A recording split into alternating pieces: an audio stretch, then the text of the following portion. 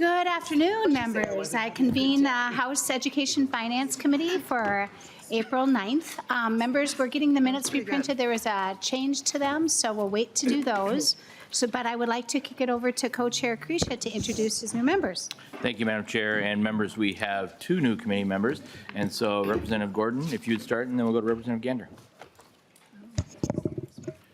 It's just on all the time. Oh, it's just on all the time. Okay, all right. Well, that's First day in committee, not first day of session, goes. Representative. Well, I haven't worked with these microphones yet. Yeah, if they're on all the time, I better be careful what I say.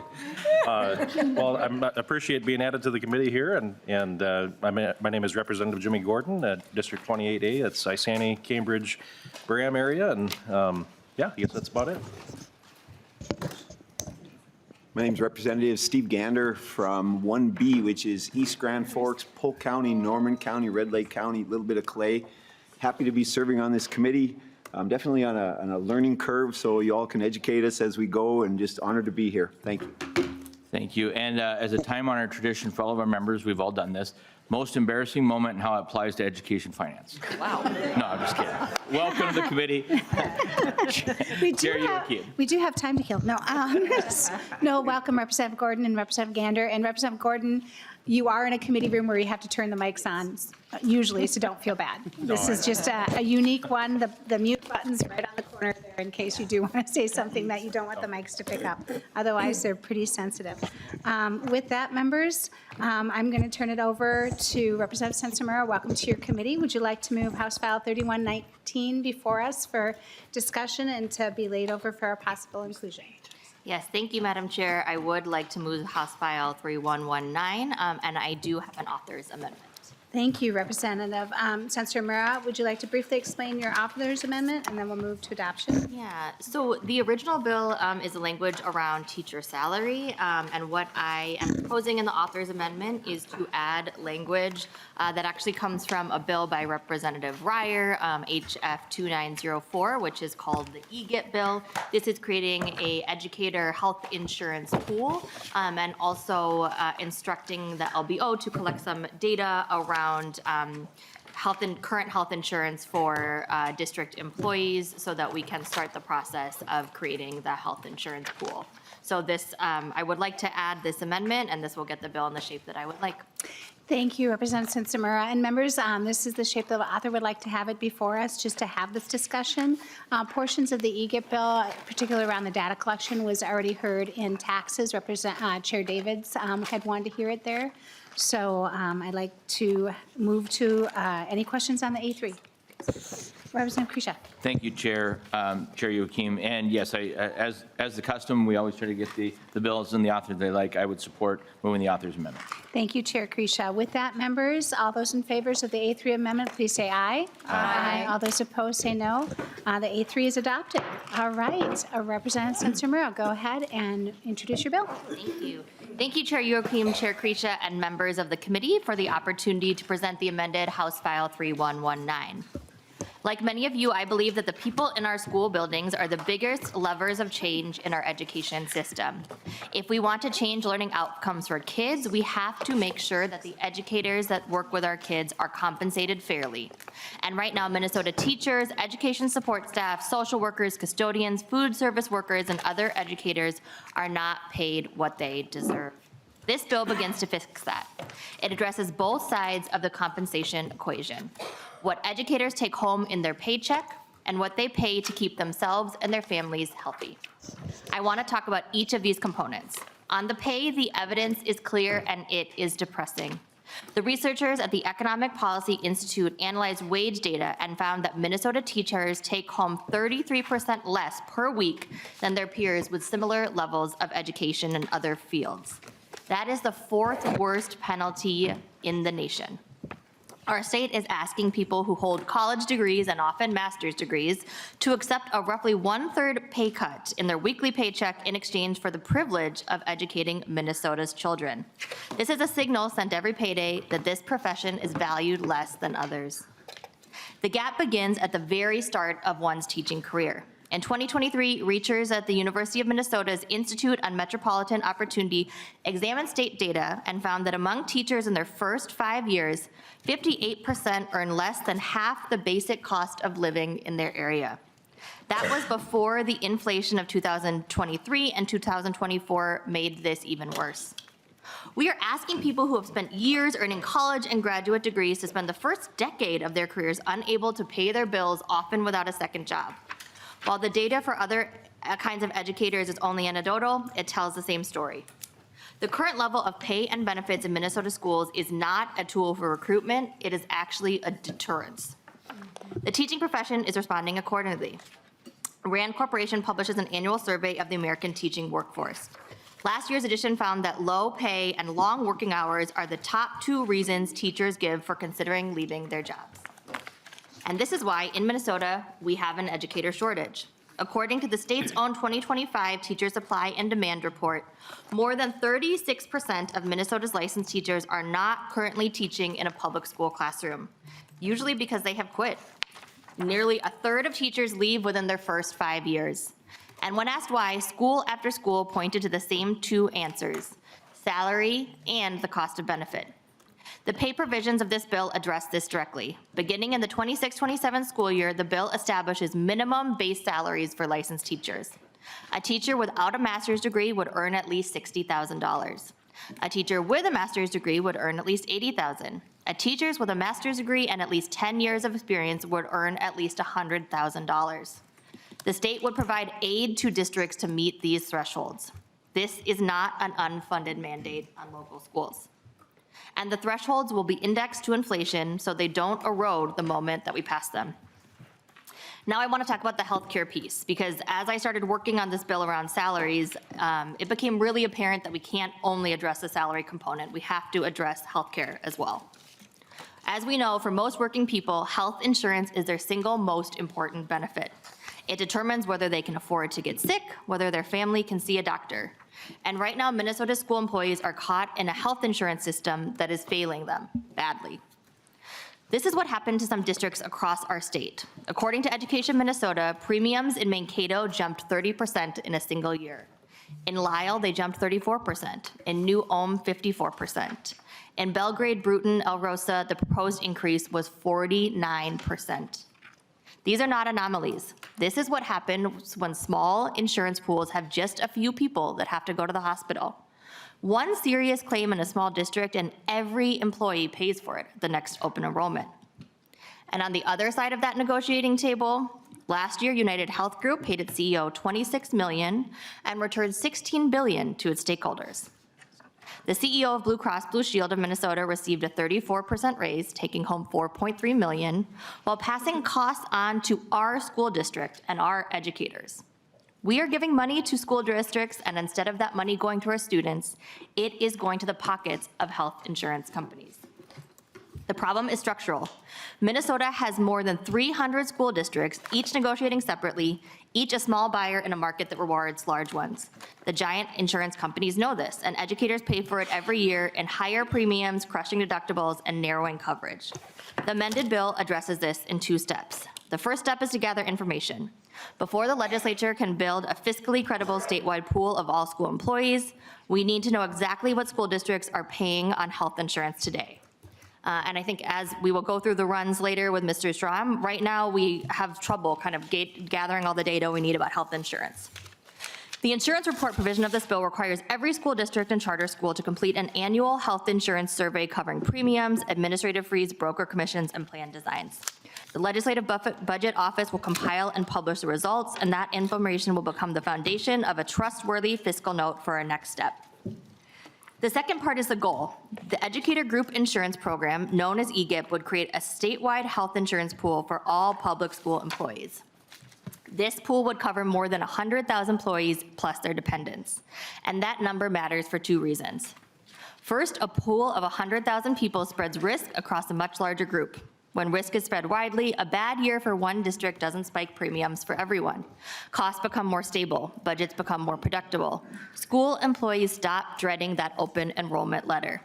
Second, 100,000 people have bargaining power that 330 separate school districts do not. Right now, Minnesota school employees negotiate health coverage district by district in hundreds of small pools, each one facing the same giant profitable insurance company by themselves. EGIC can change that equation. It puts educators on the other side of the table as a unified block large enough to demand better rates, better coverage, and better terms. That is how state employees do it, and that is how Minnesota school employees should do it too. Members of this committee, the educators in your districts are not asking for special treatment.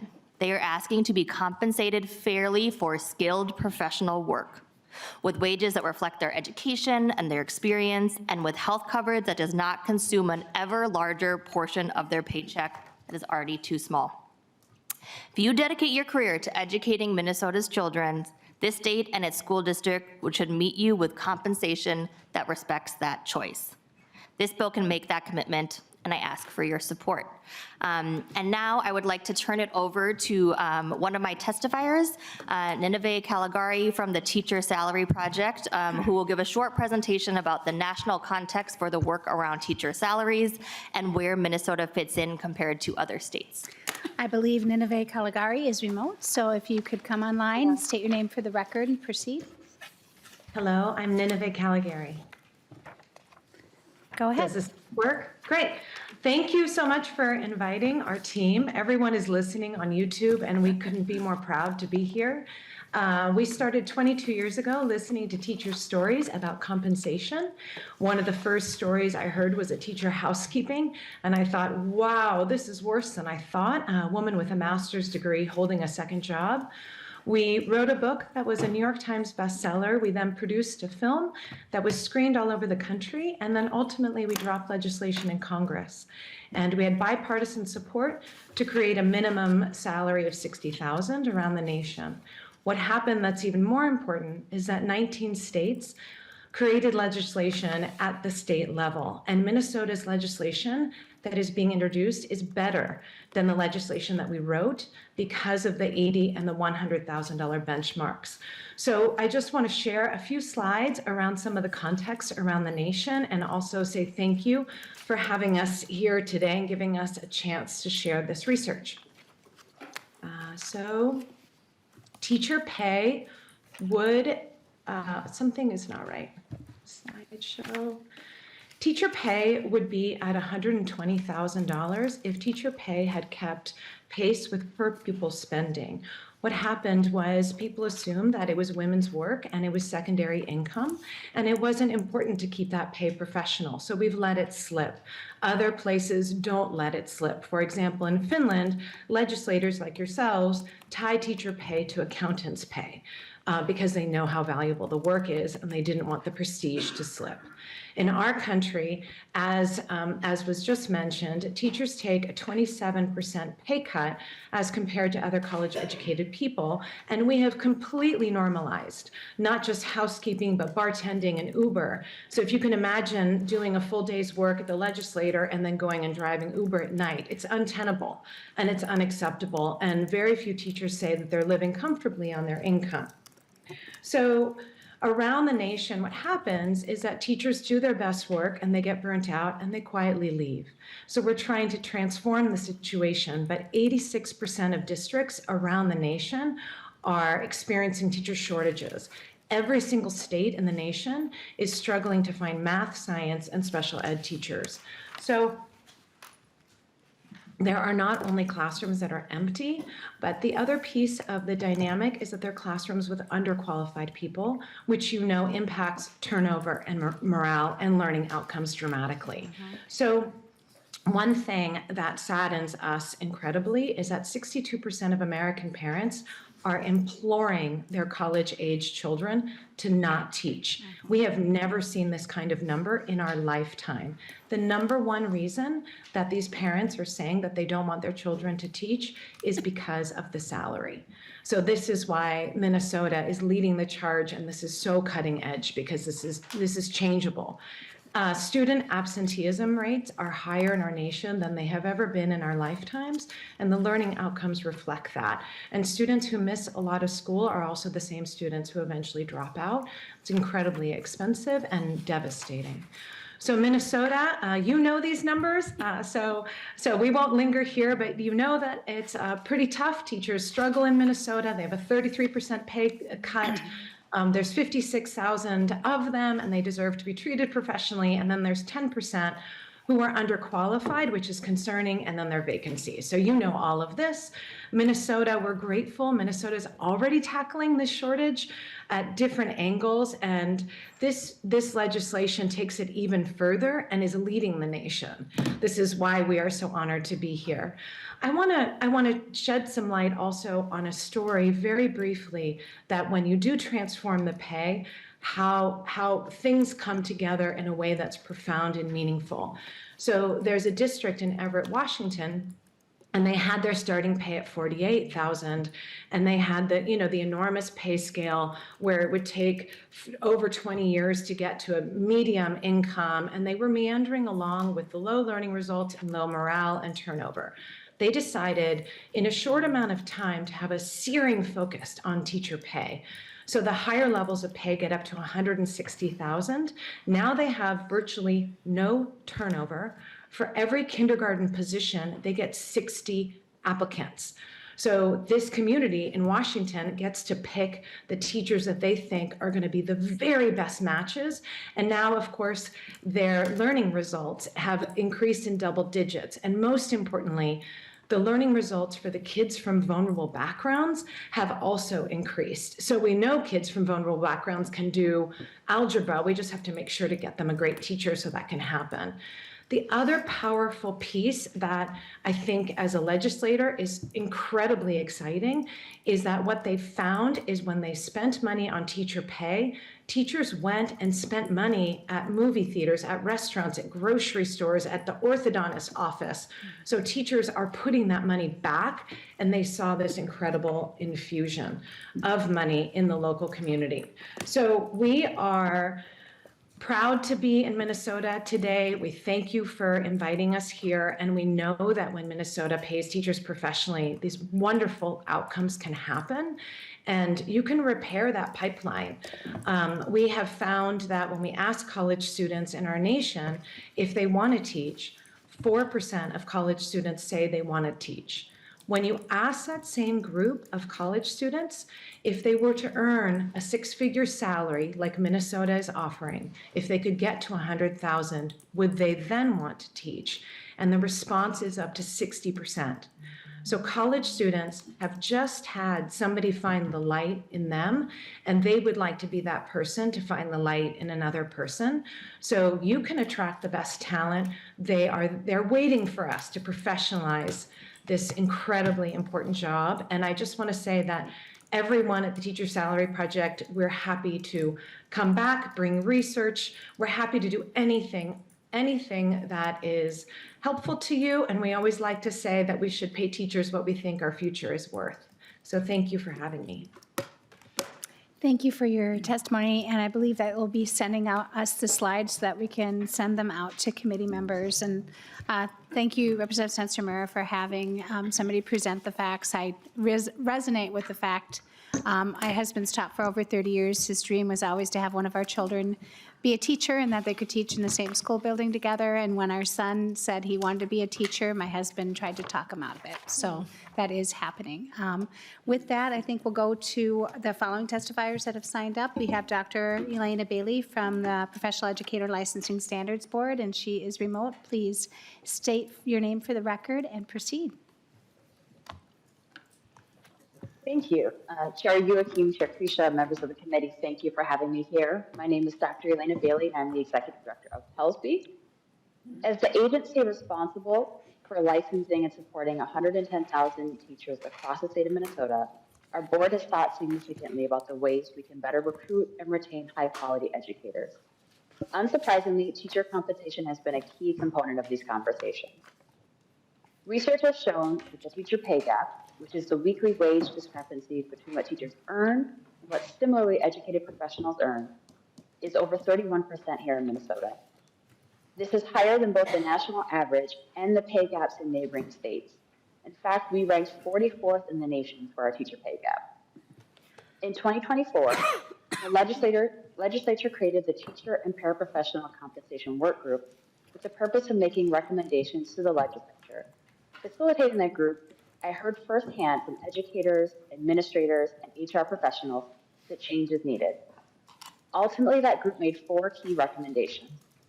First, a $60,000 minimum pay for teachers, $80,000 for teachers with a master's, a $25 per hour minimum pay for school employees with hours that guarantee benefits, a statewide healthcare program for educators that mirrors the Minnesota State Employee Group Insurance Plan, otherwise known as CGIP, and the ability to retire at 60. Like the members of the compensation work group, Pellsby believes Minnesota's teachers deserve better. They deserve compensation that reflects the great respect many of us hold for the profession. By establishing a minimum teacher salary, this bill takes strides towards recognizing the honorable work our teachers do serving Minnesota students. One recommendation Pellsby has to ensure this bill can be properly implemented is a change to the reporting requirement in Section 2. Pursuant to Minnesota Statutes 122A.18, Pellsby has authority to collect non-licensed staff data on behalf of the Department of Education, but it's MDE that manages the data. So we recommend this section be amended to have MDE provide the report on non-licensed staff hours and wages. Before I close, I'd like to speak briefly to the amendment, which addresses the compensation workers' recommendation regarding benefits. Between 2018 and 2023, the cost of healthcare insurance for teachers rose by 14%. Meanwhile, teacher salaries only rose by about 10%. For districts, their cost of coverage has risen by 12 or 13%, and these costs are only getting higher. The current model for health insurance in education isn't working for teachers or districts. The compensation work group proposed a solution: create a new model that mirrors the Minnesota State Employee Group Insurance Plan, or CGIP. And HF 3119 takes up this recommendation and would significantly reduce educators' financial burdens by lowering healthcare premiums. Pellsby strongly supports this bill and thanks Representative Sencer-Mura for advocating for our teachers. Thank you. Thank you, Dr. Bailey. And I forgot at the ending of the story, our son is a teacher, 4th generation on both sides, so it did have a happy ending. But with that, Aaron Rosenthal is up next, and then Sarah Burt on deck. So you could both come out to the table if you'd like. Please state your name for the record and proceed. Thank you, Co-Chair Joachim, Co-Chair Kreisha, members of the committee. I'm Aaron Rosenthal. I'm the Research Director for North Star Policy Action, a think tank dedicated to improving the lives of working Minnesotans. I'm here to testify in support of House File 3119. Much of the testimony today has already demonstrated the considerable issues with educator compensation in the state. I want to bring attention to a particular aspect of that issue that too often receives less attention: pay and benefits for education support professionals, or ESPs. ESPs include the paraprofessionals who ensure students with disabilities get the support they need, and the food service workers who make sure no child goes hungry during the school day. There are 42,000 K-12 ESPs in Minnesota, and contrary to common myths, they are not a marginal or part-time workforce. The majority of ESPs in Minnesota work 40 or more hours a week, and 80% work over 30 hours. Despite these full-time hours, 68% of ESPs in Minneapolis report working a second job, reflecting the low pay these workers receive. The numbers bear this reality out. 90% of ESPs nationwide report that low pay is a concern, and 30% face problems affording the basics needed to live, including food. In Minnesota, nearly 1 in 3 ESPs earn less than $25,000 a year, meaning they earn a poverty wage. On average, K-12 ESPs in Minnesota earn $12,000 less than their counterparts in higher education, demonstrating that we have a particular problem in our K-12 system. Unfortunately, this problem is bad and getting worse. After adjusting for inflation, Minnesota ESPs today make $3,000 less than they did in 2021. That is an unsustainable trend. Let me be direct. Setting a $25 minimum wage, as House File 3119 does, still means ESPs will be paid below a living wage if they're in a 2-worker, 2-child household. But creating this floor is an essential step, an overdue step in reversing declining pay. The healthcare picture is just as troubling. Nationally, 1 in 10 ESPs rely on Medicaid for coverage, and 3 in 10 have problems covering medical expenses, including 1/4 who struggle to afford their premiums. This status quo is particularly alarming given looming Medicaid cuts and the historically large premium increases hitting school districts across the state, as have already been mentioned. That is precisely why it is so important that ESPs be explicitly included in any statewide educator health pool, as 3119 provides. In taking steps to improve wages and benefits for ESPs, House File 3119 would simply allow Minnesota to catch up with many other states. New Mexico, in 2023, a state with a lower cost of living than ours, enacted a $25 minimum wage for school employees. Multiple states have already created statewide educator health pools that include ESPs. Progress in ESP treatment is necessary, as is apparent based on actions taken elsewhere. One final point, finding detailed wage and benefits information for hourly school workers in Minnesota for this testimony was challenging, to say the least. Beyond statewide wage averages and national survey results, the data does not exist in a systematic way. That gap speaks directly to the importance of the ESP study called for in House File 3119, and should remind us that it is difficult to comprehensively address a problem that we cannot fully see. I want to close with something I think is worth saying plainly. Passing these bills is not just about doing right by ESPs in Minnesota who dedicate their lives to helping our young people, though we should want to do that. It is also about the students who depend on ESPs every single day, students who need clean and hygienic schools, students who need a nurse when they're sick, and a bus driver who can get them to school safely. How can we allow people with whom we entrust so much responsibility to be compensated so poorly? When we fail to treat these workers with basic dignity, our kids pay the price. Minnesota's future depends on getting this right. Thank you. Thank you for your testimony. Next up is Sarah Burt, and then on deck is John Walhopter, which you'll have to pronounce that for me. I'm sorry. Go ahead. State your name for the record and proceed. Co-chairs Joachim and Krisha and members of the committee, my name is Sarah Burt, a lobbyist for Education Minnesota. I'm here to tell you about the, in the A3, it contains House File 2904, a bill that creates a statewide large health insurance pool for all public school employees. The pool, named the Educator Group Insurance Program, or EGIP, would provide increased stability across the state for districts small and large. Teachers, paraprofessionals, custodians, and other school employees would all be eligible for the pool. The creation of the EGIP pool would create increased stability and predictability by spreading risk over a larger group. Minnesota Management and Budget would oversee the program, similarly to how they oversee CGIP, the State Employees Group Insurance Program. Importantly, the EGIP program will be modeled after that state program using the same tiered cost level design. This mirroring in design and the additional size that EGIP brings will provide the state with additional leverage and negotiating power when dealing with health insurance carriers and providers. Additionally, a labor management committee will exist to give input and be a part of future decision-making progress in the plan design. One of the most important aspects of the large pool would be the efficiency and savings created by lowering administrative costs for every district, eliminating redundancies and duplications of processes in districts, as well as the elimination of unnecessary service layers. Currently, school districts all across the state are paying for and allocating resources to search, compare, implement, and yet still struggle with health insurance benefits. The time of school personnel and money being spent on services like brokers would be much better used as support for educators and our students in order for them to succeed. A funding investment is needed for the bill. However, I want to be clear, the language in section 15 of the A3, lines 10.22 to 11.4, creates an aid stream for districts where any new costs associated with the requirements in this bill will be funded through the Department of Education. Districts would be funded the difference between their current premium costs and any new costs incurred upon the passage of this bill.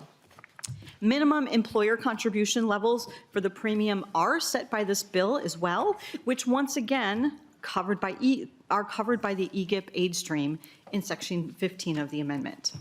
This investment would make both quality and affordable health insurance a possibility for educators across the state and provide districts with one of the recruitment and retention tools they desperately need. And the investment would further pay off as the statewide program cost savings in the years to come are achieved. Thank you for your time today, and I ask you for your support of House File 3119 as amended. Thank you. Next up is John Wohl-Hopter and then Brianna Lawrence on deck. Go ahead, state your name for the record and proceed. Greeting, co-chairs Joachim and Kresha. My name is John Wohl-Hopter, and I am the president of Anoka-Hennepin Education Minnesota, the union representing the teachers and licensed staff in the largest school district in Minnesota. The educators and the community members of Anoka-Hennepin schools started 2026 facing the uncertainty of a possible strike. This situation was a symptom of the increasingly difficult choices teachers and others working in education face when trying to negotiate a contract. Do we prioritize an increase in salary that may or may not keep up with inflation? Is it more important to keep health insurance premiums affordable? It is simply becoming impossible to do both. A typical raise for educators is often around 2%. This amounts to a $1,000 to $2,000 increase in salary for an entire year. When insurance costs are increasing $400 to $700 per month for families, educators are destined to continue to fall behind.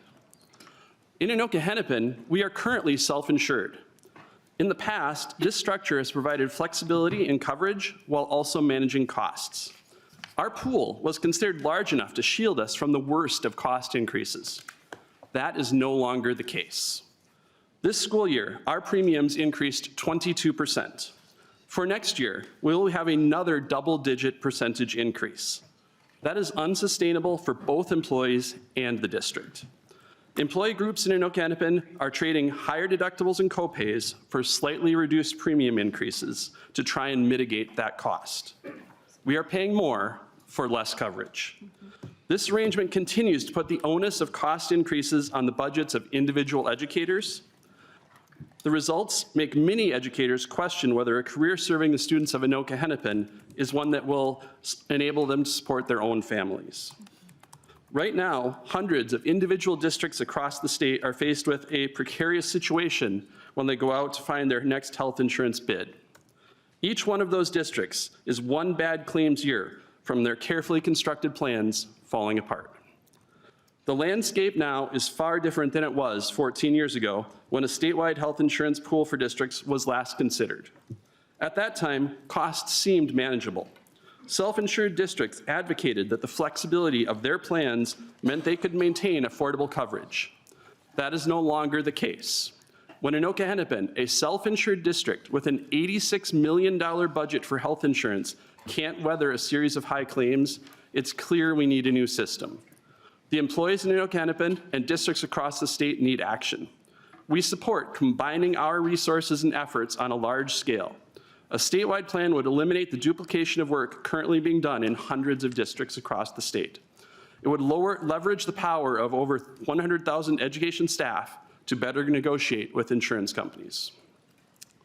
Yesterday, an elementary teacher shared with me how she had moved onto her spouse's insurance due to how expensive coverage to the district had become. She is not alone.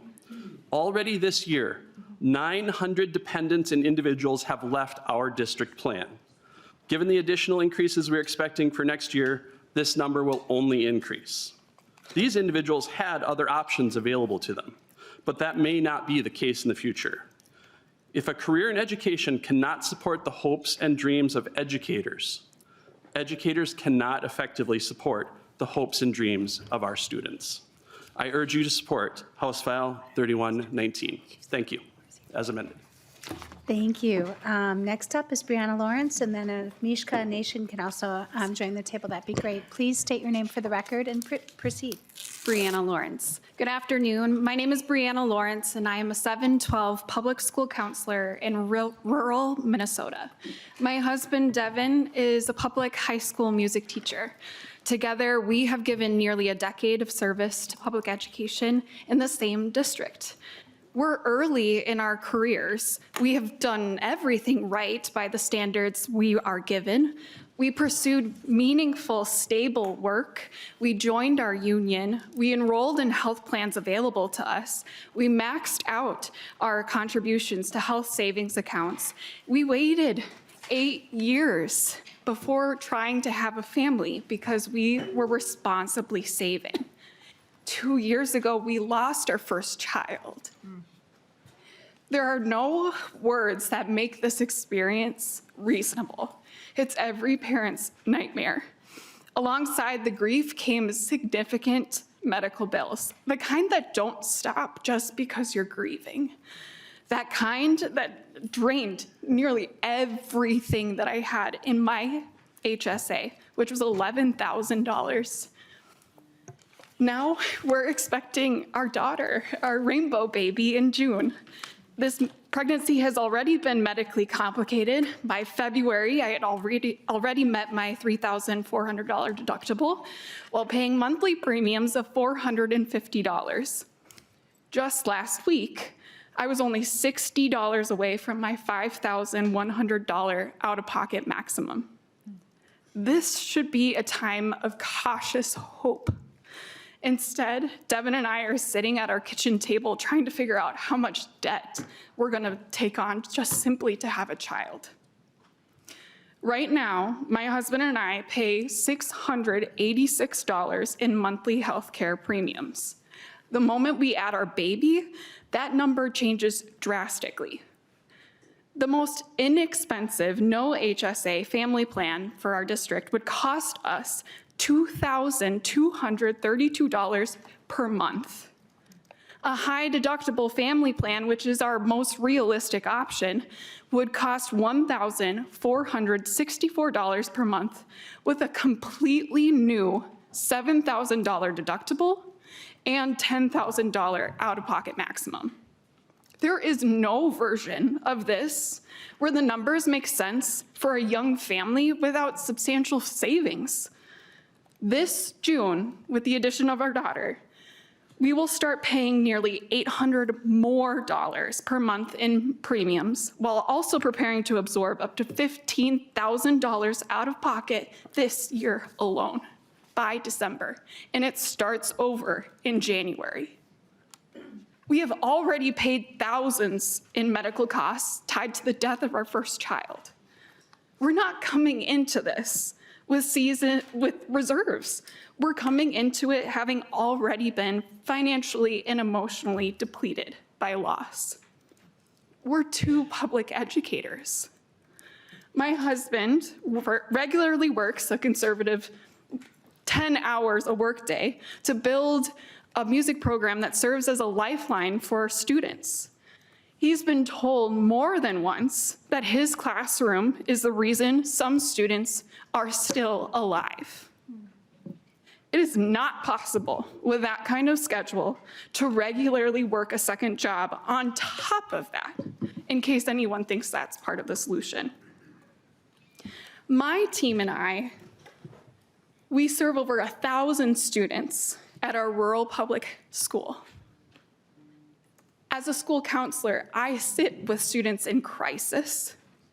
I help them navigate anxiety, depression, and at times whether or not they believe their life has value. Devin and I love this work. We believe in it. We're good at it. And we know Minnesota values highly qualified educators, but we cannot rationally defend staying in public education if it means accepting financial conditions that are going to put our own family at risk.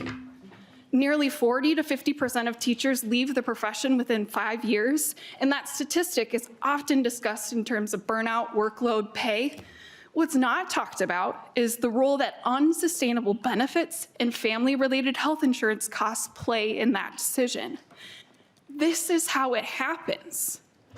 Not all at once, but in moments like this when two committed educators who love their jobs sit down and realize starting a family could push them into financial ruin. Our wages are public domain. After 7 years in the district, Devin earns $54,000. With my master's degree and 3 years in the district, I earn $56,000. The wage increase in House File 3119 as amended would help our family immensely. To get his teaching degree, my husband has over $70,000 in student loans. I have $40,000 in student loans.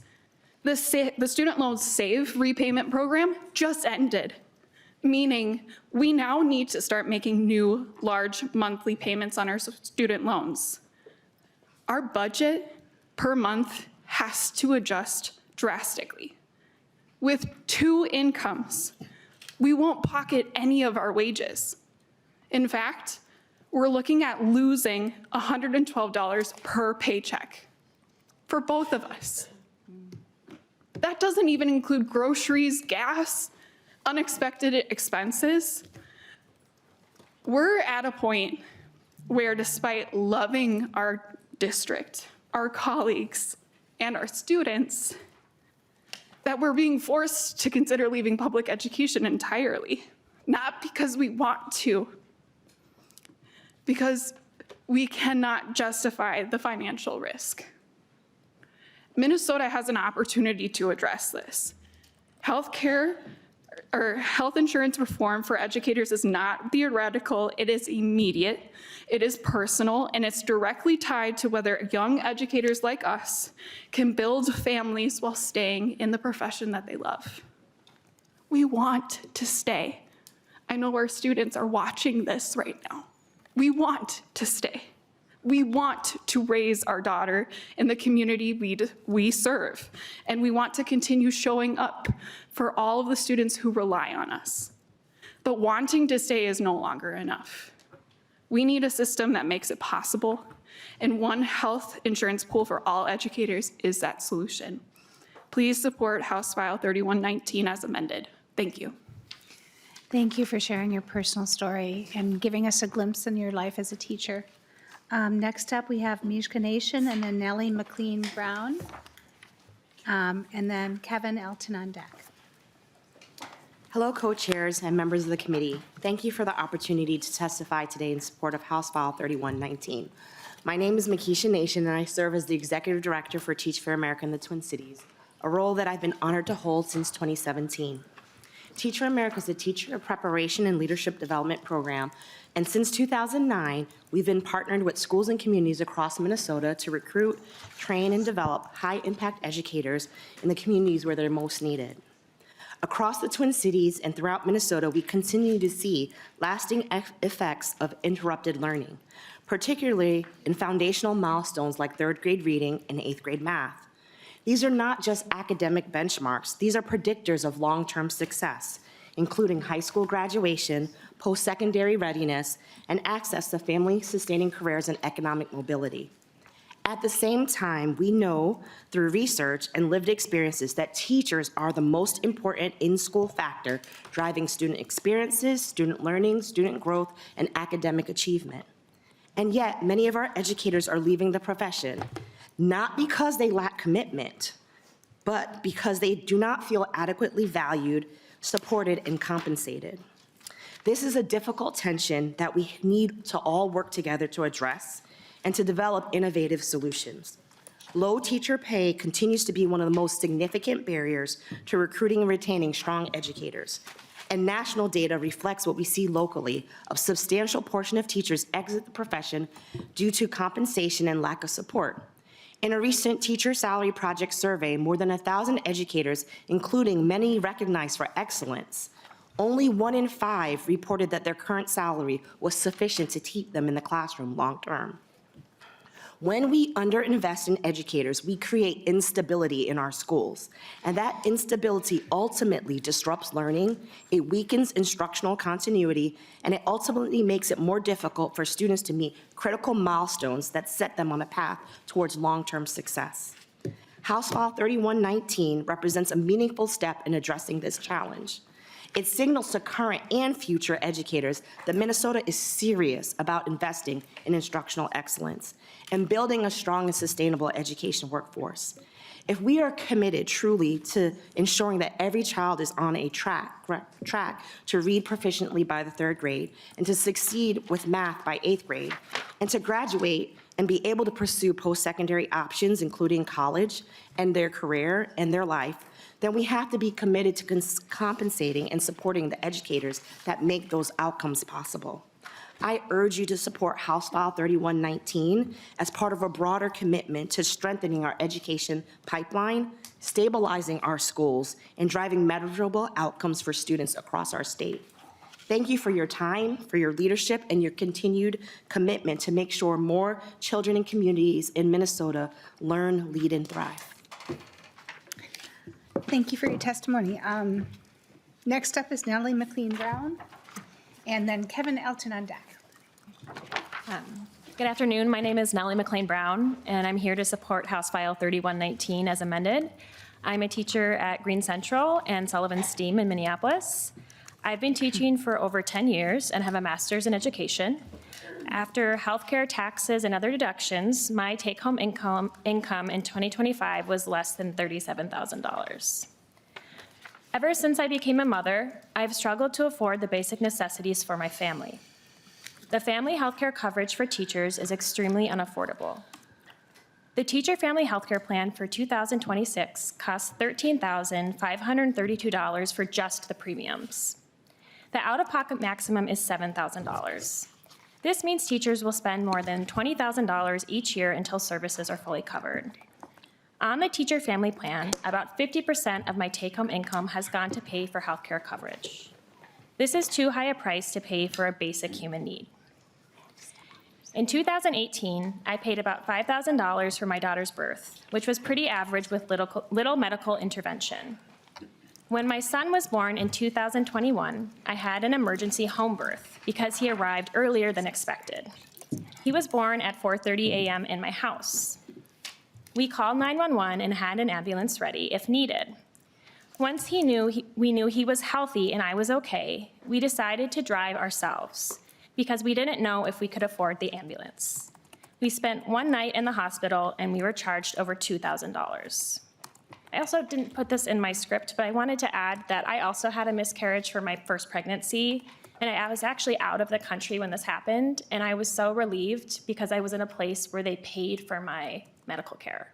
So I think about that experience and how traumatic it was, and the one part of it was that I didn't have to pay thousands of dollars to get the basic care I needed.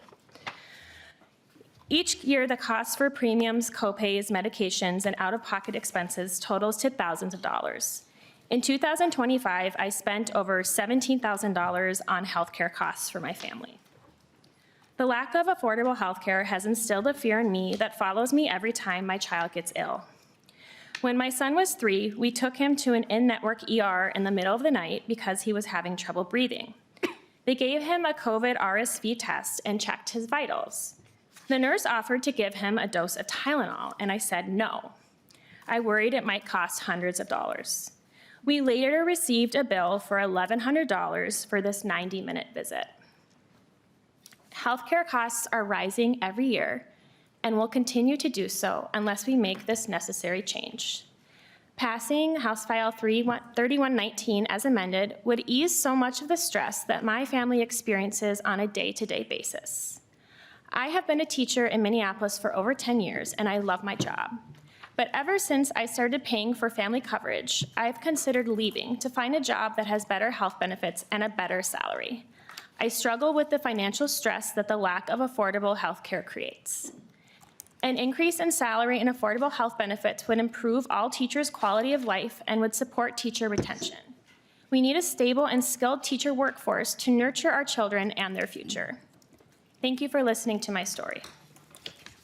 Thank you, Nellie, for your testimony. Next up is Kevin Elton, and on deck is Akila Roberson. Good afternoon, co-chairs and members of the committee. My name is Kevin Elton. I'm a student success coach at Sibley East Middle and High School and serve as president of our local Education Minnesota group. Our district recently went through the healthcare bidding process. The medical needs of our staff are not unusual. They include cancer treatment, joint repairs, hospitalizations due to illness, and childbirth. All are essential to living a meaningful and healthy life. However, due to these costs, we received only 3 qualifying insurance bids, with 4 companies declining to offer coverage. The best offer we received resulted in a 35% increase in group premiums. For my family, that means paying an additional $6,000 per year. Do any of you have $500 per month you could cut from your family budget? I do not, and I am 18 years in with a master's degree and a principal license. For early career teachers supporting a family, premiums now consume 25% of their income. In addition to these premiums, we also face significant deductibles. If an early career family reaches their deductible maximum, their total out-of-pocket medical costs would exceed 40% of their income. The numbers are worse for our support staff. For support staff, a family plan is impossible, as it would consume 100% of their income and still require additional out-of-pocket expenses. I have colleagues already avoiding preventative care due to medical costs. Now, our staff will be forced to make additional sacrifices. Educators should not have to choose between their health, their families, and their financial future. I ask you to support HF 3119 as amended. This bill both raises educator salaries and creates a statewide health insurance pool, one large enough to foster real competition among the insurance providers and allow educators to focus on students instead of second or third jobs. Thank you for your time. Thank you for your testimony. With that, we have Akila Roberson, Lori Goff, and then Christine Scott. Please state your name for the record and proceed. Madam Chair, Co-Chair, and committee members, I am Dr. Akila Roberson, Policy Director at Education Evolving. Thank you for this opportunity to testify in support of House File 3119. When day comes, we ask ourselves, where can we find light in this never-ending shade? We've learned that quiet isn't always peace, and the norms and notions of what just is isn't always justice. Amanda Gorman's poetic reflection, "The Hill We Climb," ignites a perspective drenched in hope that welcomes accountability, assumes responsibility, and that is willing to normalize a culture of collaboration. And within the context of education, these are the very elements needed to curate learning environments where the brilliance of every student can be cultivated. And who has this terrific responsibility? Our teachers, educators, but currently without the pay that reflects the weight of this assignment. House File 3119 is a hopeful step in the right direction of taking accountability and responsibility towards implementing rightful compensation for those in the teaching profession. Our teachers deserve to be fairly compensated, plain and simple. We thank Representative Sencer-Mura and the co-authors for seeing the need to rectify this. The question that we submit to you is, how can we work together, employing a culture of collaboration to ensure that this proposed base pay is feasible, tangible, and sustainable for all schools and districts in light of the present funding strain and obligations that our school must contend with. Our students cannot afford another educational divide. And so we lift our gazes not to what stands between us, but what stands before us. We close the divide because we know to put our future first, we must first put our differences aside. Please support House File 1319. Thank you. Thank you, Dr. Roberson. Next up, Lori Goff, then Kristen Scott, and then Brian McCarthy. Please state your name for the record and proceed.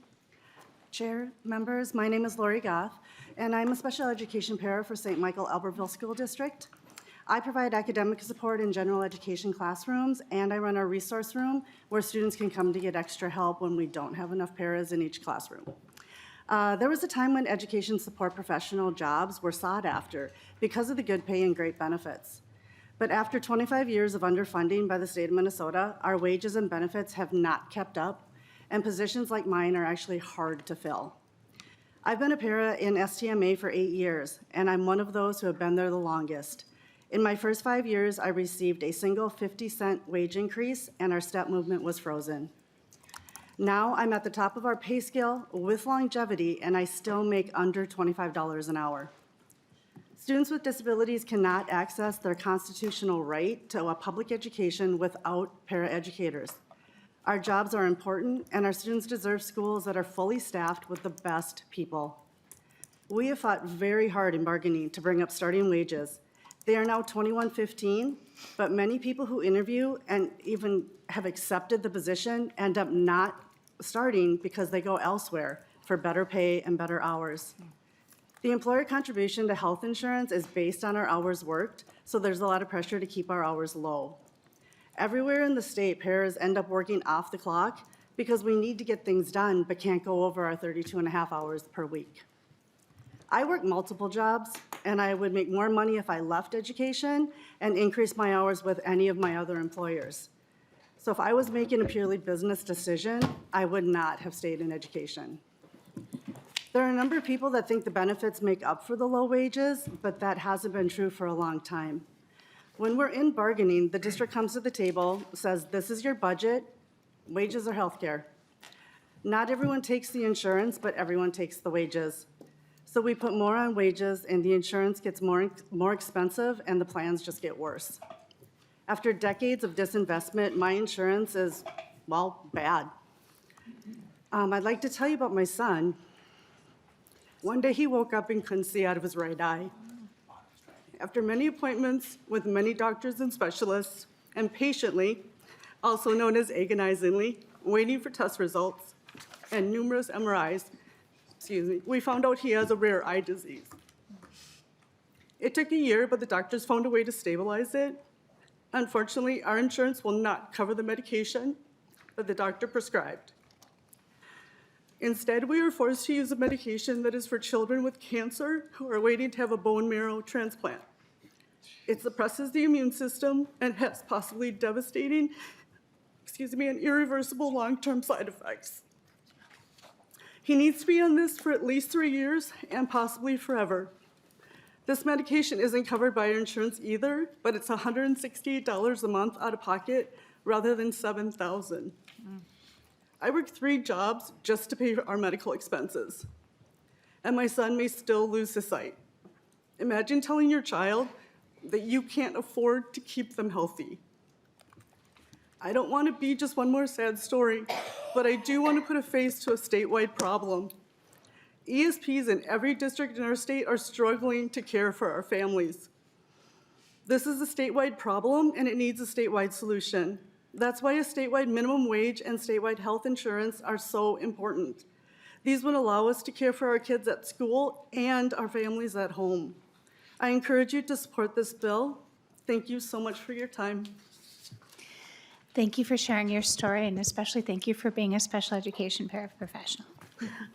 Next up, I believe we have another paraprofessional. Please state your name for the record and proceed. Good afternoon. My name is Kristen Scott, and I'm a proud AFSCME member and a paraprofessional in the Elk River School District. Working in education is a calling. We surely aren't here to get rich. We're here because we love our kids. We take care of them every day, and we do this for far less than our equally educated counterparts in pretty much every other profession. My income after over 20 years of experience, and including a second job and sometimes a third, still barely meets cost of living standards for just me, for the counties that my school district serves. And the amount we pay in healthcare premiums and deductibles has continued to go up year after year, much faster than our wages. The last renewal we had in my school district was 11% higher than the previous year.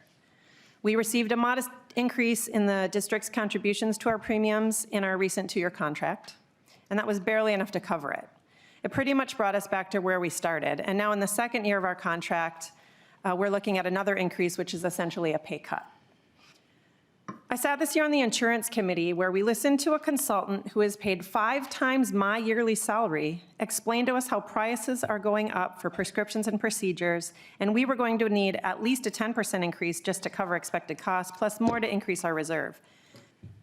We talked about how many people in our plan are high-cost claimants, because if we have too many of them, it could affect our renewal. God forbid one of our coworkers or our own family member has an accident or a scary diagnosis. There's something wrong when someone who is going through one of the worst times in their life should feel bad for using the health insurance that they pay for. That's too much to ask for some of the lowest paid employees in the perpetually underpaid profession of education.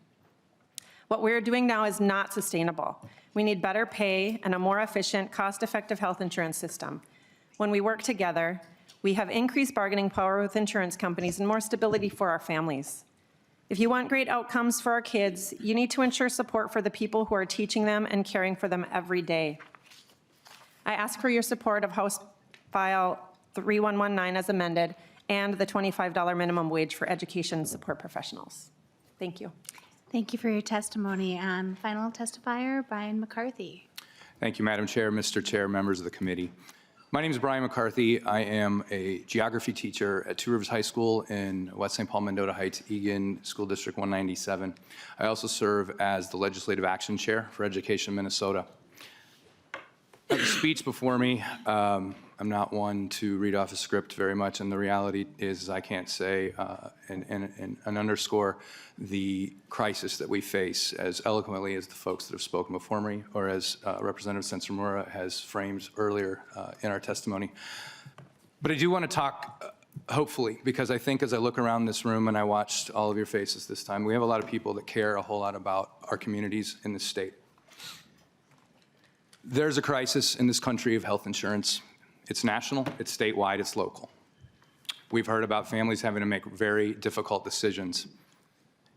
I serve on our labor management committee that is in charge of seeking those bids on insurance. I could go and tell you story after story very similar to the tragic, sad choices that folks have talked about today. And I also can get under the hood on the finances of this as well. The reality is that the bills in front of you provide us a pathway forward to create financial stability for our families and for our communities. This bill is bipartisan, and on behalf of our educators across this state, I thank all of you, Republican and Democrat, that have looked to author and co-author on this bill, because you recognize that this is tearing away at the fabric of our state and our communities. It's also a bipartisan problem. And in a community like mine, where we have Democrat and Republican voters, where we have progressive and conservative families, health insurance costs are not political. Those things impact families across those political divides. And what gives me hope in such a challenging time politically is that this is an opportunity for all of you to make a difference in the lives of our community. To be able at the end of the session to go home and say, you know what, I worked across the aisle to make our families and our communities stronger. I understand that there are concerns from some of our partners in education. I've heard the testimony from the Minnesota School Board Associations, AMSD. I've talked to superintendents. I've talked to these brokers. I understand their arguments. The reality, though, is that when you get under the hood of the House files that were in question and the Senate files accompanying them, is that there's a path forward. And this is the only viable path forward in front of you where we can actually make a difference and begin to make a difference in the lives, not only in educators, but the families that we serve. Because as so many people testified today, when we have educators that enter that classroom door every day to be able to make a difference in their lives, and they're free to do that work, our communities ultimately are who will bear that benefit. And so, ladies and gentlemen, today, I appreciate the opportunity that I've had to speak to you. I urge your support on both of these bills, and I really would like to ask you to think about how this can really make an impact in the lives of Minnesotans across this state, rural, metro, and urban. Thank you very much. Thank you. And Representative Sencer-Mura, we did get the handouts. Did you want to quick explain it? And then we can go to Mr. Strom to Yeah, further. and I actually don't have a copy of it. So if That would probably be helpful. Thank you. Yeah, thank you. So, you know, one of the things that we are trying to address in this bill is just getting better data from our districts about what they are paying for health insurance. So I believe that this was what Mr. Strom was able to pull related to how districts are coding the health insurance and dental insurance costs. But maybe Mr. Strom can kind of go over what we know is included in this, and then as I understand it, there are things that the districts have told us are not included in this, and if you can try to speak to that as well. Thank you. Mr. Strom. Chair Joachim, Representative Sencer-Mura, You're correct. The starting place for the printout is from what we refer to in the accounting system as the object codes that school districts use for their accounting system. The object codes are essentially the most detailed level of expenditure for the service or commodity purchased. And 3 object codes relate to the district share, the employer share of payments for health-related objects. The one in the middle of the page labeled Object 220 is the health insurance premium costs paid by the school districts. You can see that districts for fiscal year 25 paid for their share of the cost $1.2 billion. If you move to the right, you can see the next column is Object 251. That's the object code for tax-advantaged health arrangements, which we often refer to as health savings accounts. And you can see that districts from the employer share paid another $111 million for those accounts. And then finally for dental, the code 235, districts paid roughly $49 million as the employer share of dental insurance plans. So if you look up and down the list for the 220 code, you can see the amounts that each of the districts paid, or their expenditures, as it were, for those categories. But one thing that's hard is how to compare the $1 million that Aiken paid to the $49 million that Minneapolis paid. So I've attempted to show that 2 different ways. First, dividing it by an enrollment count, just so that it's measurable, not because it's related to enrollment at all. And you can see the average per enrollee is $1,430. And you can look up and down the list to see how your districts rank compared to that. A second way to divide it is by the number of the number of staff for whom health insurance is available. Unfortunately, I have active teacher counts, I have active administrator counts, and somewhat dated count of paraprofessionals. I have a full-time count, not a total count. And remember that the school district insurance plans usually include the retired teachers as well for those that stay on the plan. So the denominator here of the staff that we know about, the 84,000 staff, is not the complete staff. And this doesn't correlate to the amount that the school district pays per teacher or per para, but rather it's just another way to get us an average measure to compare across districts. So you can look up and down the list there. You see, again, about $1.23 billion for direct payment on the employer side, which is $1,430 per student, or $14,700 per the listed staff on this page. But that listed staff, as I just said, is too low, but we don't have data for the others. One final thing to say about the data is this is just the employer paid share, and the big unknown is what individual employees are paying across the state. The health plans vary, and the amounts that individual employees have bargained for their share also is variable across the state. And that's an area where there's no statewide data at this time as to the amount of those costs.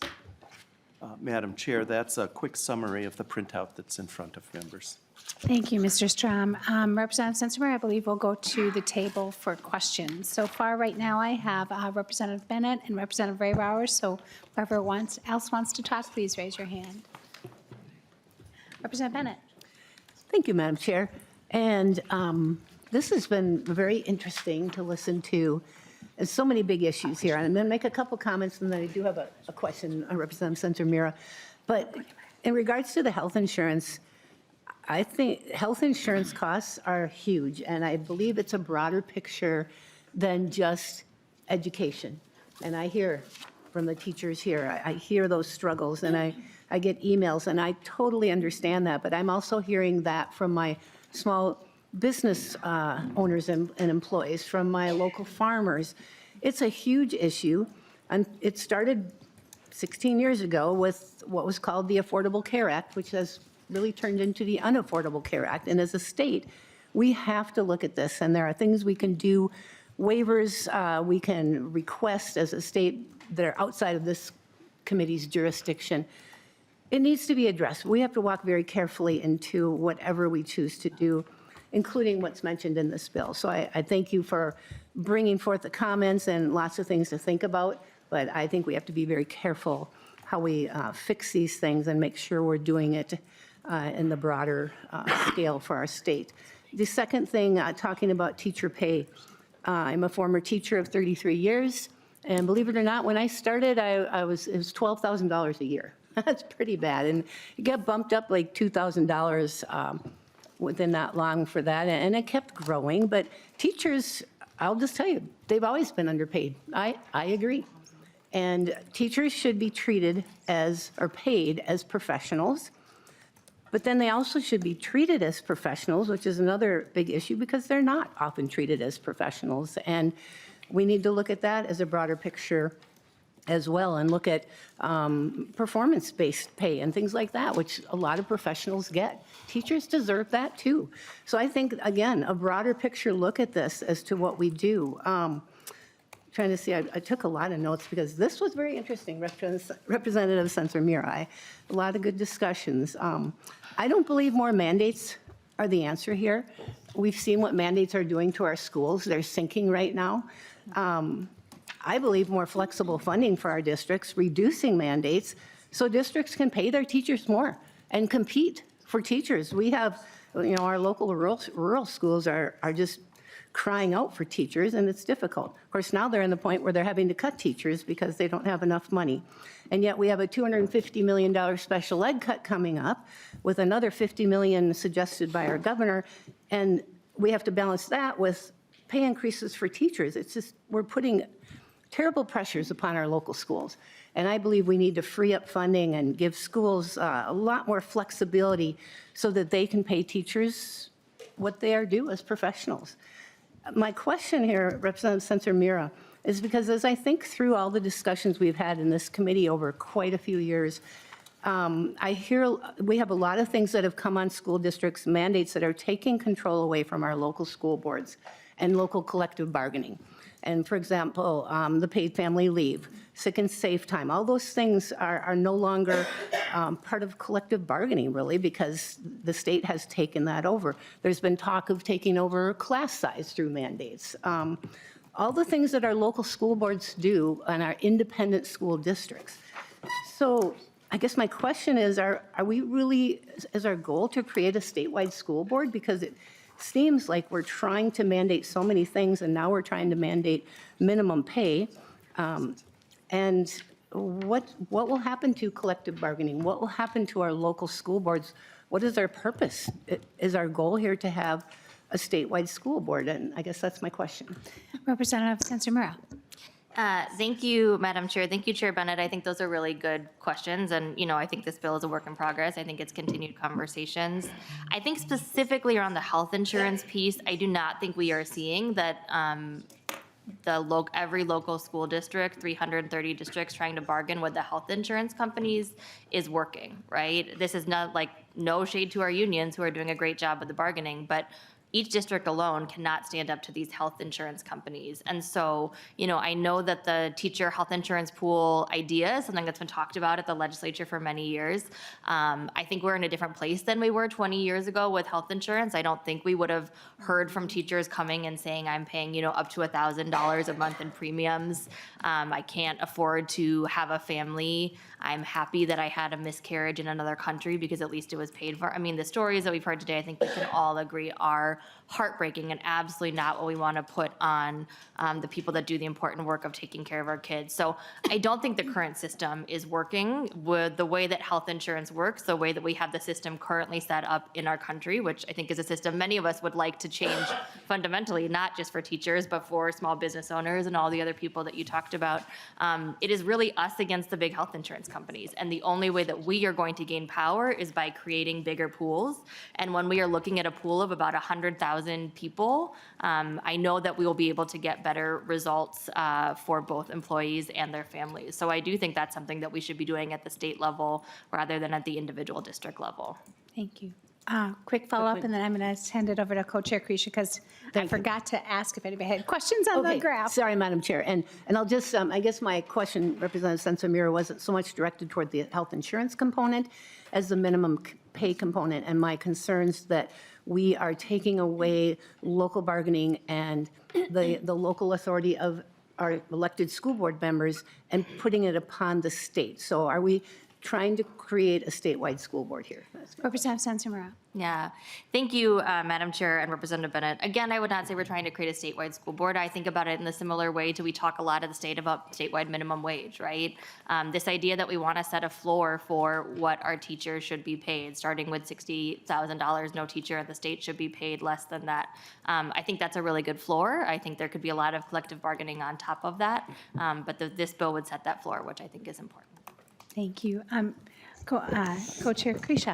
Thank you, Madam Chair. Thank you, Representative Sencer-Mura. And the questions I'm going to have are just trying to understand the program we're going to put in front of us, make sure I hit some of the technical things so I understand. So, and Representative Sencer-Mura, feel free to jump in. I'm going to turn to Mr. Strom first, but if you need to clarify. So the first thing is, as I read through this and I understand who we cover to some degree, but who doesn't this cover? I mean, there's lots of job categories in schools. Is this just teachers and unlicensed? Who is not part of this? And I can go to either. Who would like to answer that? Mr. Strom. Chair Joachim, Chair Creasy, the pool is in school districts is generally covering the full number of workers, often with a different contribution by members depending on the bargaining unit that they're in. But usually it's that full-time status or not that determines whether there's coverage of the full pool of what you'd think of as all of the people that are in the school. Ms. Pompu is with us today, and she can tell you specific information about what's required for a pool to cover or exclude some personnel. But generally speaking, what differs from district to district is the number of bargaining units that they have, and then the agreements they have with their non-bargain employees for what shares they'll be paying, but not the pool itself. Oh, did you want to add? I don't have any, sorry, Chair and members, I don't have any specific information on who else is in the pool outside of what Tim has mentioned. Okay. Okay, Mr. Strom, Co-Chair Creasy. Thank you. And it's what I mean, because we have two parts of this, right? We have the insurance and then we have the wages that we're setting that. And as I said, we have lots of people, and Representative Sencer-Mura, maybe you can, are we covering all of them? Or I'm assuming some people are going to be left out of this and have to come back with future amendments to the program and all that. Is that, I'm just trying to get a sense of all the employees and people that participate in the school. Yes. Representative Sencer-Mura. Yes, thank you, Chair Creasy. So, as I understand it, this is really trying to cover the broad swath of school employees. Anyone who is an employee of a school, so, bus drivers, teachers, paraprofessionals, people who work in nutrition services. I know that questions have come up around, there are people who work at schools that are more kind of independent contractors. So let's say like a sports coach, I do not believe would be covered under this, but it is, intended to cover the wide swath of people that, interact daily with our students. Okay. Representative Sencer-Mura, and I'm assuming that if a school district doesn't own their own buses and contracting the contractor of the bus companies, they would be covering their own employees, but that was a good question. Co-Chair Creasy. Thank you. And then you don't have to answer this one, but one of the things that's kicking around in my head is, okay, so if a program like this goes in place, are we later modifying for, as you already mentioned, coaches, salary schedules around coaches and all that? So I'm not looking for an answer there. Those are just things that I'm thinking about as the functionality of this. Two other quick questions. Mr. Strom, so I see the numbers you have here. As this is in place now, or if this is how we would do it, the $1.3 billion, the $1.4 billion, this would be additional aid. I'm assuming it's not necessarily taking back what they're already doing. We're not doing an adjustment. So this would be aid on top. Is that how this is written now? Chair Creasy. Mr. Strom. Madam Chair, thank you. Chair Creasy, yes, the way that the amendment containing the portions of 2904 are currently is that the district would be receiving additional state aid above what they are currently paying for their insurance costs. So The 1.4 billion that shows up on this printout, again, depending on whether dental is included in that or not, but the roughly amount there, essentially it would be built on top of with the additional state aid. So that would be replacing essentially the employee portion of the policies, and then the policy, of course, would be a different price, perhaps. As you heard, the larger pool may have benefits for many districts. There may be some districts where the pool isn't the same as what they're currently getting. But essentially, the aid payments would be covering that other portion on top of this amount that districts are currently paying. Co-Chair Krisha. Okay, and thank you, and Chair Akin. So if I understand this, we'll just take school district number 1, Aiken. So $1.1 million of aid would be on top of it. Then could I assume 1.1 million would stay in their general fund? So they would be getting it on both sides? Mr. Strong. Madam Chair, Mr. Chair, no, the 1.12 is what they're currently paying. So whatever their total cost is under EGIP, if that were $3 million, for example, the additional 2.8 million would come from state aid to them. Whatever the employer share is now stays there. The employee share comes added on top now through the state aid payment. And then in the language of 2904, it sets the percentages for a single plan and a family plan. So there'd still be the employer share or the employee share beyond that, from the 85% and 95% that are listed in the bill. But the difference that would be essentially the employee share that's not being paid now. So the state aid is filling in the employee share up to those percentages that are in the bill. Representative Sencer-Mura. Yeah, thank you, Madam Chair. Thank you, Chair Krisha, for these questions. Yeah, just to direct people to where the contribution section is in the bill, so 8.12 in the A3 amendment. So 85% contribution of premiums for families, 95% for single premiums. So, the intention, Chair Krisha, is that, the districts are only getting, an extra aid if the health insurance ends up being more than what they are paying now. And I would assume that through this, most employees will be getting more covered than they are currently getting from the health insurance plan that they are on. And I do think, we don't have a fiscal note. We've kind of walked through all the information that we would need to be able to gather what a fiscal note would look like. But again, we are pooling more people together. I think we could anticipate that the health insurance cost broadly would go down because of that. And so there could be savings to offset the higher amount that we are asking the districts to pay for their employees' premium plans. Okay, one quick Co-Chair. thing. Okay, so now I think, so what we're doing is we're leaving the aid for the schools. They're still paying their employer side. We're paying down the employee side. Is that correct? Am I hearing that wrong? Anything on top of what they are currently paying. So if we are looking at, and Mr. Strom, correct me if I'm wrong, but I think if we are looking at, let's say Minneapolis is currently paying 51 million. If they ended up paying through this plan 52 million, we would give them $1 million. Mr. Strom, is that correct? Madam Chair, Representative Sencer-Mura, yes, I think the scale is quite a bit different. The employee share is quite large in many of these districts, but yes, that's the way the mechanism that would work. Yes. Thank you. Co-Chair Krisha. Yeah, and Mr. Strom, I would assume too, there's some districts that don't pay that large of a share. So they'd probably be getting more aid because the bill would require them to be paying more share than they're paying now. Madam Chair, that's correct. Under the current funding mechanism in the bill, it starts with whatever the district is paying now, provides the additional aid on top of that to reach the 85% and 95% contribution levels. And of course, as the witnesses testified, plans throughout the state vary dramatically with their experience rating and the amounts that the plan itself is costing, depending on the health of their employees and their retirees that are in the plan. Thank you, Mr. Strom.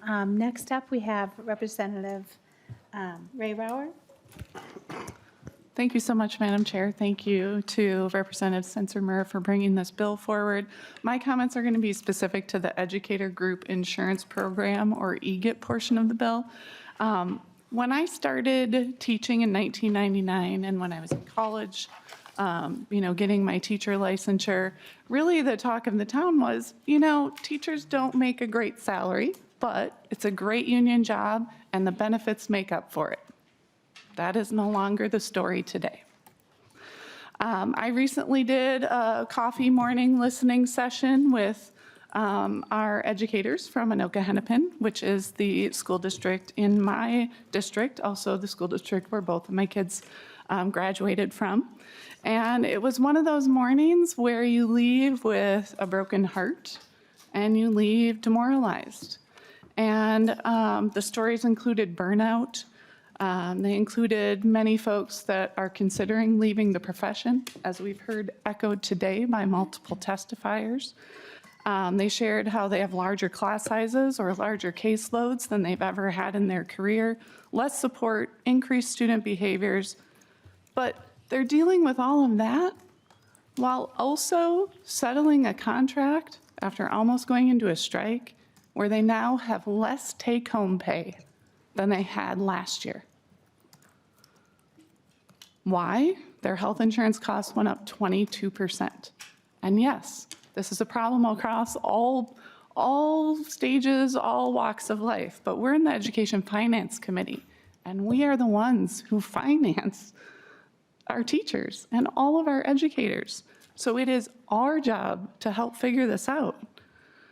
So Anoka Hennepin is not alone. It's all across the state. We've seen increases 10%. We've seen increases 30%. We've seen 40%.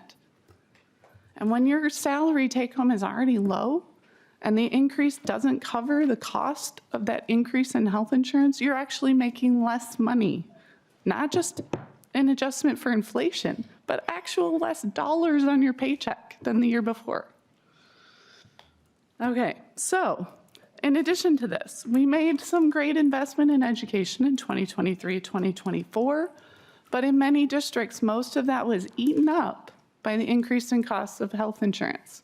So it really didn't help our educators and our students. But I do have hope. I have hope, and there is hope. There's hope for our educators, and there's hope for our students, because our students deserve the best educators they can have. And that's not what's happening right now. Half of our licensed teachers aren't teaching because they've left for better paying jobs with better benefits.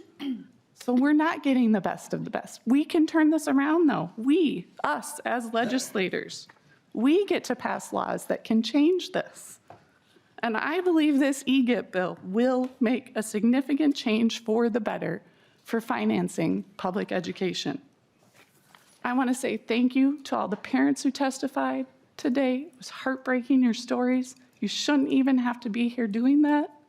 But thank you, because we need to know what a crisis it is. And I'm committed, and I hope we're all committed as a legislature to make a difference on this. So thank you. Thank you. I've got Representative Mueller, and then we're going to go to Representative Johnson after that. Thank you, Chair Joachim. I have a, sorry, oh, hey, here we are. We love how these tables are.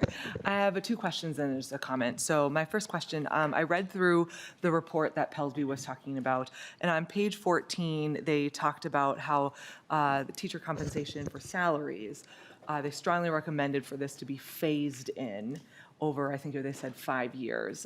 That is not reflected in this bill, and so I just wanted to ask why. Representative Sencer-Mura. Thank you, Madam Chair. I think that's a great question, Representative Mueller. And I know that we have looked at different states who are, who have passed policies like this. I'm thinking about the bill that we've looked at in Maryland, where I think they did do a phase-in approach. I'm open to that, right? I mean, I think the reality is that we have teachers that are on the verge of leaving the classroom, and I want to do everything I can to keep them in. We have people that should be in our classroom because they could do good for our kids, and they're not going in there because of the salaries. So this is something I think we should have done yesterday. I think we should have done 10 years ago, but I'm certainly open to talking about a phased-in approach. Representative Mueller. Thank you, Madam Chair. Yeah, I think having that discussion would probably be really important as we start looking how this would affect our districts. The other part of the report, when I was reading on page 28, they mentioned the examples of like Arkansas and Tennessee and other things. Well, when they did base pay for especially states like Arkansas, they coupled it with other policies like performance pay or getting rid of LIFO or some of those other things. So it's not just a strict, it's not a very strict comparison. Is that something that, was that something also in the works as in the discussion as we start thinking about having mandated state pay like this? Representative Sencer-Mura. Yeah, thank you, Representative Mueller, for the question. I think when we started digging into this, what we really saw that it needs to be paired with is the health insurance piece, right? Because what we actually saw was that districts are constantly going, or, teachers are constantly going to the bargaining table and having to choose between wages and health insurance. And so we first thought, like, we have to do both of these things together, because one district that has taken a huge pay cut to have better health insurance, and we have a district over here that has better health insurance but taken a huge pay cut, in, kind of fairness between districts. That's why we needed to couple those. Certainly open to talks about how we have accountability for our teachers, right? I always think about how we need to pair accountability with resources, right? And we're not doing the resource piece right now. We are asking our teachers to move mountains with little pay and, policies that actually negatively impact their families. I think we need to do right by our teachers, but I think we need to ask them to do right by our kids, absolutely. Thank you, Representative Mueller. Quick follow-up, and then I've got about 8 more people on the list. Thank you, Madam Chair. And I would say, I'm with Representative Bennett and many of us in here where we really love the idea of paying teachers more, especially if we can find a way to ensure the most effective teachers are awarded not only for their work, but just overall, we talk about the value of an effective teacher. I think that's really important. I love the idea of making health insurance more affordable for educators.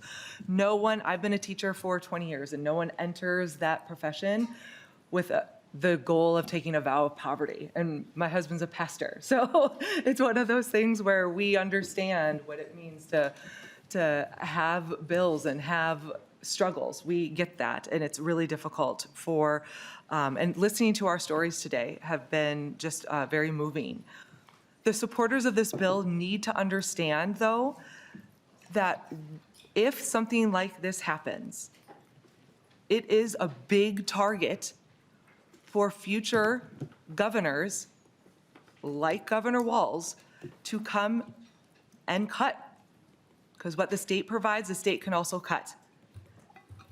We've already seen a $250 million cut in special education. We saw how Governor Walz has asked us to cut QComp. He's asked for another $50 million cuts. These cuts are only after a couple years after we made commitments to reduce cross subsidies, and now Governor Walz wants to take that back.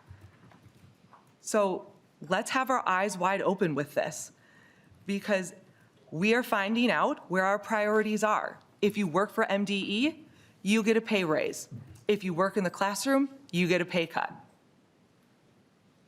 So my warning is this: if we manage to enact these programs, we need to make sure that we have our eyes wide open. Don't expect funding to last, because we're already seeing what happened with Governor Walz and his priorities in this budget, in this past budget, and the supplemental budget. Thank you, Madam Chair. Representative Johnson. Thank you, Chair. Thank you, Representative, for bringing this bill. Just a couple of things that really jumped out at me. One is the huge percentage of licensed educators are no longer in the classroom. I mean, in this committee, we talk, and in the workforce community, we talk a lot about pipelines, we talk about apprenticeships, we talk about how we draw people in. But if we have no plan to keep them, why are we using those dollars to do that? This bill, with both the pay piece and the benefits piece, is a way to make these professions what they are, as sustainable professions for the folks that choose to do it.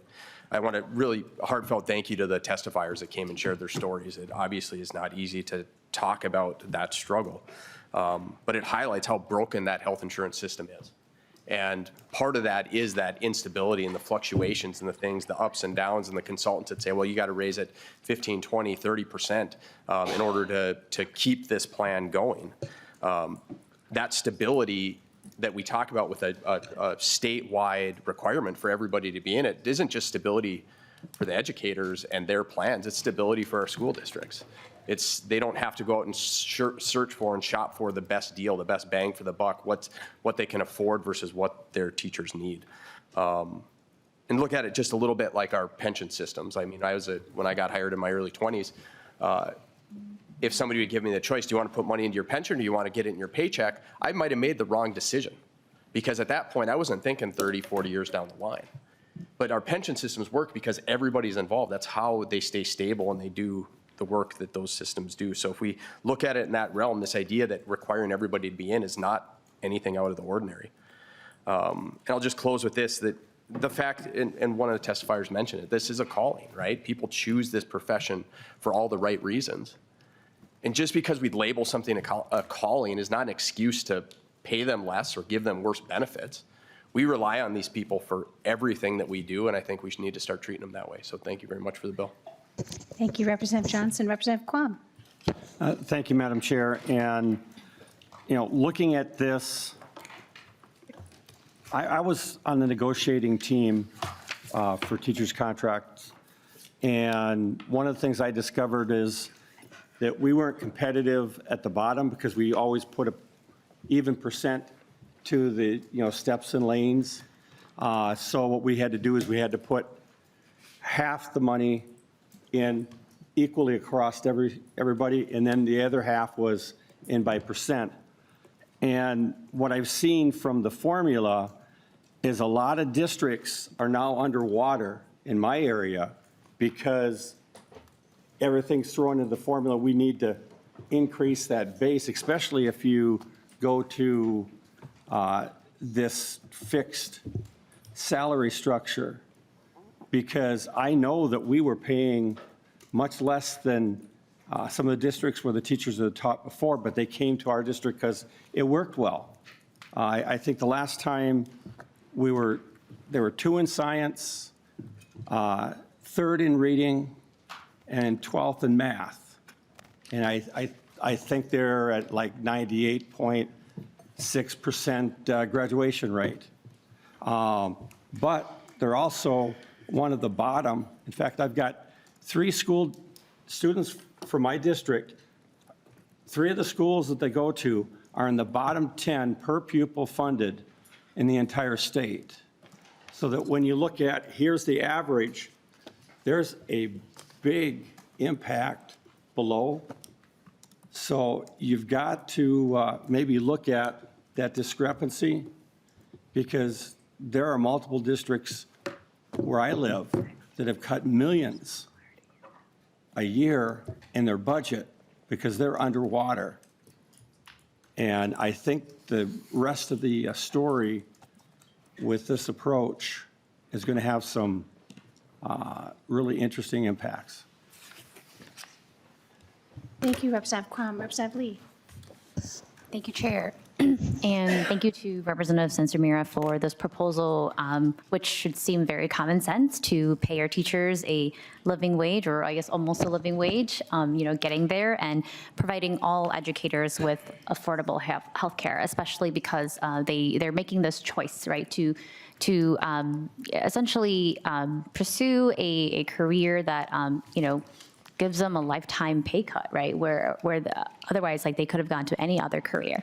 I just want to make sure that folks don't leave this hearing without understanding that, the villain here is not mandates, right? It's the healthcare industry. Like I hear this from small business owners, from large corporations to small ones. And so, like, Chair Bennett is correct.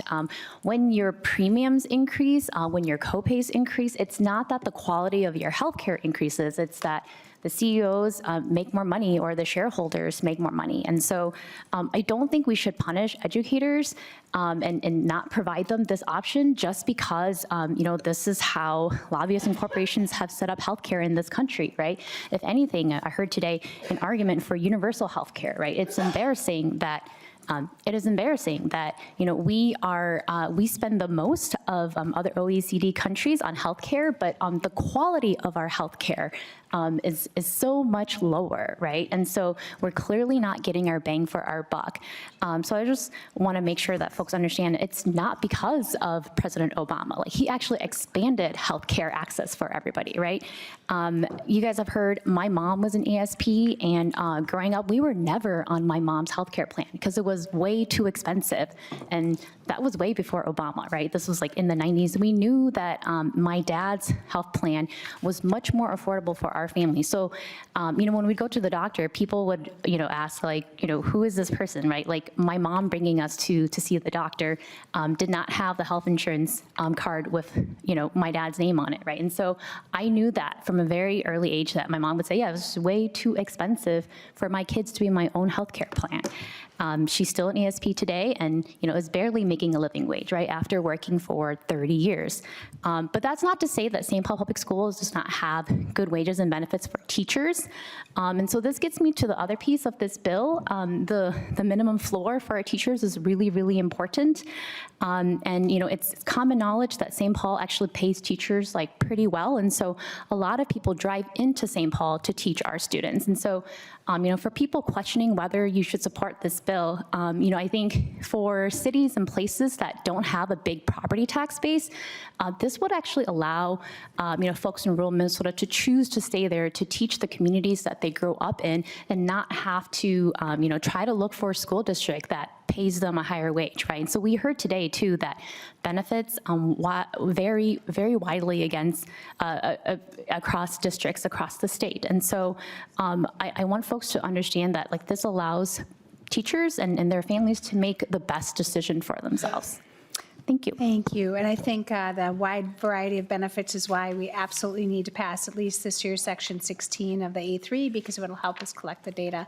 With that, members, I've got like 5 minutes left, so I want to go to Representative Clardy and then Representative Bakeberg. Representative Clardy. Thank you, Rep. Sencer-Mura. This was an easy bill to sign on. Teaching is a high-skilled profession, and teachers' pay affects outcome. Thank you for just looking at the floor of their income. I also wanted to bring up the piece with the ESPs. It's oftentimes we put a dollar amount on what they're getting paid, but we don't consider that there's times like vacation times that the regular teachers have where they do not get paid. And so I think that that was an important piece, as well as pulling in the national data to support the why of this bill. And then I just wanted to skip to the insurance, and this is for everyone at this table. As you know, I retired in January from my teaching position in St. Paul, and was paying a lot for insurance. And I was really happy to get here to get the same insurance that we all have at this table, because it's a lot cheaper than what our teachers are paying for insurance. And we did have a fierce bargaining unit, so it had no negative implications on that. But the point is, it just makes so much sense to have it in a bigger bargaining pool to get the best rate for people. And if we're here to make sure that everyone here thrives, including our littlest ones, our students, we need to make sure that the people in front of them have the benefits. And just real quick, and I'm sure you know what, add this in your closing. I want to hear how this is going to affect your district and you as a mom with having highly qualified teachers paid well in your district. But you can save that for later. Thank you. Representative Bakeberg. Thank you, Madam Chair. Thank you, members. Thank you, Representative Sencer-Mura, for bringing the bill. I want to thank the testifiers as well, specifically Ms. Lawrence, for your testimony, and to the educators that came and testified. Thanks for your service to our kids. So, and good luck with your future baby. So, I think across the board, everyone in this room agrees that we need to support educators. We need to support our communities. Our schools in many of our communities are the hub of the community. It's a Friday night basketball game or football game, or a play, a theater event. Mr. Lawrence's concerts. People show up, and they show up because educators pour their heart and soul into kids, and so obviously we need to look at any way possible that we can support our educators. So just a couple quick questions, Representative Sencer-Mura. Can you just make it very clear how this interacts with the local collective bargaining agreement that individual districts negotiate? Representative Sencer-Mura, if you want to answer that, then you can go to your closing. Yeah. Thank you. So as I see it, this is setting a floor for both wages and for health insurance. So for the health insurance, it is saying, we are all part of the big pool. It is setting the minimum for what the district needs to provide for the premiums for both the individual and for the family. And then it is also setting a wage floor. Perfect. Representative Baker. Just real quick, thank you, Madam Chair. And the concern I have, to be very direct, is the sustainability of this. And one of our testifiers, I don't remember who it was, brought that up. And I'll just, for the sake of time, based off of the runs that Mr. Strom did, it looks like it's about a little over $1 billion for the health insurance side of it. And we don't have an estimate for the cost for the salary side of it. And, we are the Education Finance Committee, and when we make decisions, we have to make sure that they stay in place long-term. And just to be very clear to every one of the people in the room, we had a $430 million cut to education last year. So Governor Walz cut $430 million, $250 million from special ed. That came from the good work of addressing the cross-subsidy. That will come out of that. And in this year, he proposed another $50 million in a cut to cross-subsidy. That will result in less teachers, less money going out to our local schools to be able to support our kids, to be able to hire teachers. That is the truth. Salary, benefits, pensions, all of those things are important things that we should be addressing. The other piece that needs to be addressed at this legislature, not just this committee, is Representative just Baker, I'd like respect. the author to close, and we Yep, are laying I'm this almost done. over, so you get one more minute. Yep, so just respect for educators. And respect comes in a lot of forms and fashions. And simply put, let's trust our local educators. Let's provide them the funding, the flexibility, so they can negotiate their contracts. But we need to get back to respecting our educators. One of those ways is to help them maintain their classrooms as well. Thank you. Representative Sencer-Mura, would you like to Yes. close your bill? Thank you so much to all the testifiers that came and spoke. I do really believe that your testimony moved people at this table, and thank you so much to committee members for really being really attentive listeners and really giving this huge issue a really robust discussion. So this bill is attempting to address two systems that I would say are really broken in this country. The first is, what are the professions that we hold with esteem, and how do we show that esteem through what we're willing to pay, right? One of the things that stuck out to me from the teacher salary project was a statistic, I think it was about Finland, right? Where they were saying Finland was trying to match teacher pay with accountant pay. And that was kind of the bar that they had set. I think to us in the US, that sounds, or at least to me, I'll say that sounded shocking, right? Because that's really different than what we have done here, right? Which is said, I think accountant pay is probably twice as much as teacher pay here. And we would never think that that's like kind of the bar we should be setting for educators. Just as an example, in my own district, even if we're just comparing teachers to other public professions, a starting salary for one of the Minneapolis Police Department is twice as much as the starting educator pay. And so what does that say about what we as a society or we as a state are valuing? We need to be paying our educators more. We need to be paying everyone who is interacting with our kids a living wage. And then, as we were working on the salary bill and the wage bill, we really started to realize that we could not untangle the wages from the health insurance piece, right? There was no way to equitably give people a pay raise if there were certain districts that had, given a pay raise but had asked teachers to then make up for that raise by terrible health insurance. And we heard about families that are paying $1,000 premiums where they get a raise and then that raise is going toward their health insurance and more. So that's why we decided to bring in the health insurance piece. And I think we had a lot of evidence here today why we need to completely change the health insurance system for our entire country, not just teachers, but I think starting with a pool of 100,000 people here in Minnesota of public educators could certainly be a good first step in that direction. So thank you for the consideration for this important bill.